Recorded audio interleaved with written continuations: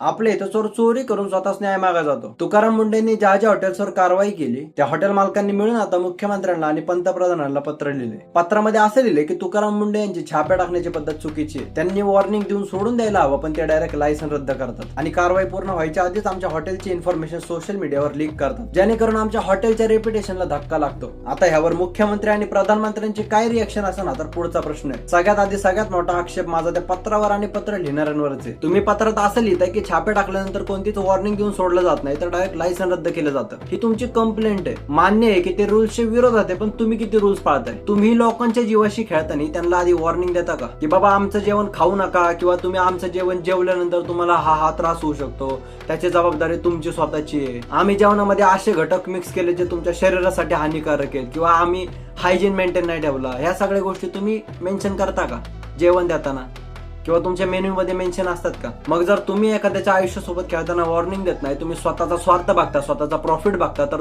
तुमचं दुकान बंद करताना वॉर्निंग का दिली जावी? तुमच्या धंद्यावर प्रश्न आल्यानंतर, तुमच्या पोटावर प्रश्न आल्यानंतर तिथं प्रधानमंत्री आणि मुख्यमंत्र्याकडे जाऊन भीक मागताय आणि रूल्स पाळण्याच्या गोष्टी करताय की पहिल्या वेळी झालं म्हणून सोडून द्यावा. अरे का सोडून द्यावं? तुम्हाला कोण आहेत? तुम्ही कोण आहेत? दुसऱ्याच्या आयुष्यासोबत खेळणारे तुम्ही कोण आहेत? का सोडून द्यावं तुम्हाला? मी तर म्हणतो तुम्हाला चौकात नागडा करून तुमच्या ढुंगणावर फटके दिले पाहिजेत. आणि त्यानंतर तुम्ही अजून काय बोलता की सोशल मीडियावर आमची इन्फॉर्मेशन लीक झाल्यामुळे आमच्या रेप्युटेशनला धक्का लागतो.